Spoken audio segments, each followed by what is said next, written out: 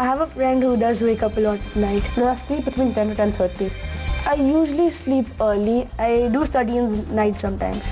While I'm sleeping, I just put my earphones in my ears and listen to it. I always have my iPod on, so I'm listening to music. Yeah, before sleeping I read some books. Like some don't even read books, like some just listen to music. Like Famous 5 and Secret 7. Bookworms, they have to read books before they sleep. Or watch some TV. I think they have started some medication. Naturally, I'm just tired through the day's work, so I just like crash.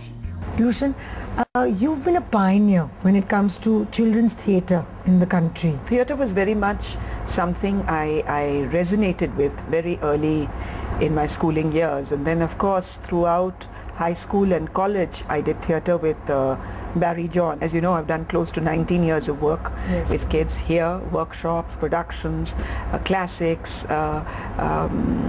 fairy tales, Hindi English, fusion theatre, just plain Hindi theatre. It's extremely important to be a psychologist with kids, and that is, I think, what has been something that has worked with me and the children.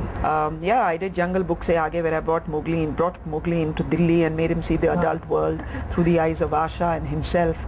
And I don't treat children like babies, I know that, if they come, even if they're 6, 7, they are spoken exactly like I speak to a 16-year-old or to a 22-year-old.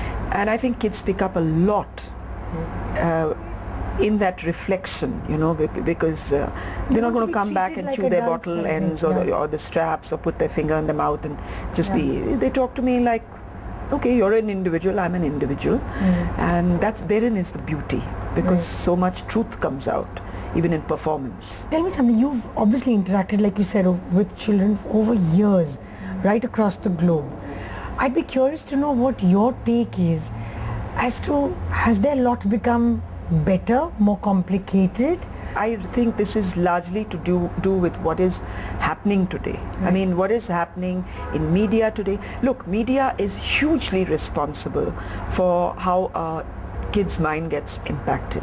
Teachers are responsible, parents are responsible, and it's also, besides all this, it's the general flavor, what's happening in the air. Why is so much of youth today confused? Why is so much of youth today tortured? They are depressed. Why are they in this space? Is there too much information? Was it better to have less, know less? If we are opening our doors to a lot that's coming from the West, in terms of even the hand that's going to touch our children, in terms of education, performing arts, media, you name it, then we also have to realize that at the same time we need to make it, like I said, a complete picture. We need to give that fillip in areas which will make that poor child balanced. So things like having psychology as a mandatory subject in schools, I think is imperative. I think we were very fortunate that we had a subject like moral science,